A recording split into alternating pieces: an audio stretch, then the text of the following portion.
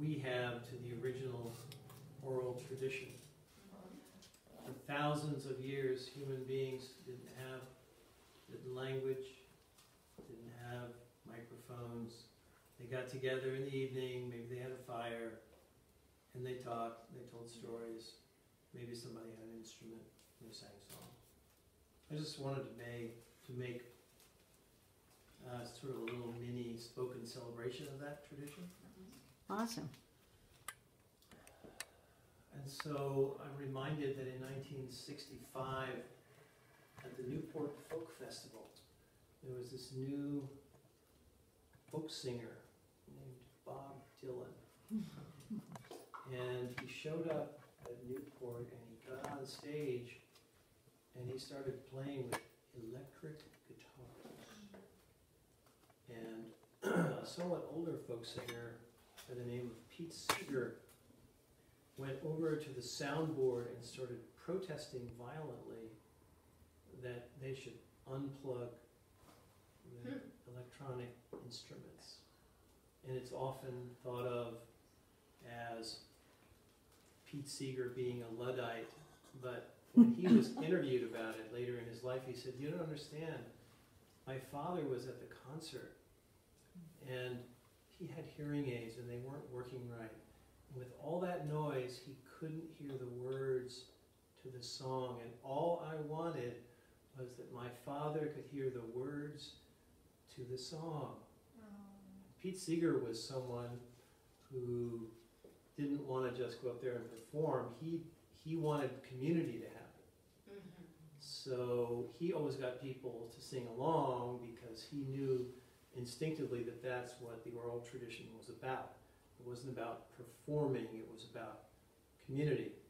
So I have a test to see if this group can do that. And I have a very simple little melody that I'm going to give you, and then we're going to divide in half, and we're going to do a little round, and we'll see how that goes. So it goes like this. Cuckoo, as I went walking on a May morning, I heard a bird sing. Do it again. Cuckoo, as I went walking on a May morning, I heard a bird sing. Let's all try. Cuckoo, as I went walking on a May morning, I heard a bird sing. So let's start over here, and then we'll go over here, right? Cuckoo, as I went walking, cuckoo, as I went walking on a May morning, I heard a bird sing. So that was a very spontaneous attempt to get the oral tradition going, probably the way somebody did it hundreds of years ago.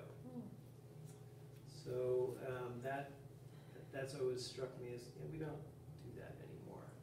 And we need more of that. We need more ways to be, in the same energy total without without getting it from here, or without even getting it from a page or a book. So I'm going to give you a few pieces that I've memorized. They're not mine, but I like them. So one's from William Stafford. If you don't know the kind of person I am, and I don't know the kind of person you are, then a pattern others made may prevail in the world. And following the wrong God home, we may miss our star.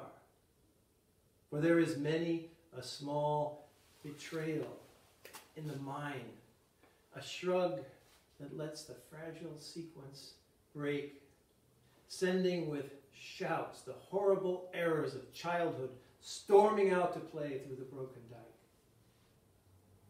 And as elephants parade, each elephant holding the other's tail, but if one wanders, the circus doesn't find the park, I call it cruel, and perhaps the root of all cruelty, to know what occurs, but not to acknowledge the fact.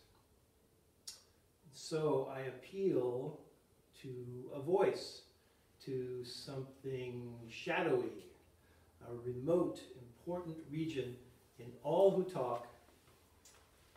Though we could fool each other, we should consider lest the parade of our mutual life get lost in the dark. For it is important that awake people be awake, or else a breaking line may discourage them back to sleep. The signals we give, yes or no or maybe, should be clear. The darkness around us is deep. William Stafford. Right.